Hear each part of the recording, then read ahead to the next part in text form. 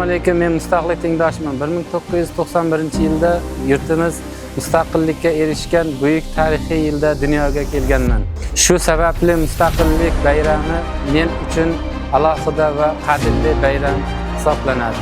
Bugun men mustaqil O'zbekistonning taraqqiyotiga o'z mehnatim bilan hissa qo'shayotganimdan faxrlanaman. Ayniqsa mana shu korxonada halol mehnat qilib yurtimiz ravnaqi va xalqimiz farovonligi uchun xizmat qilayotganim men uchun katta sharaf.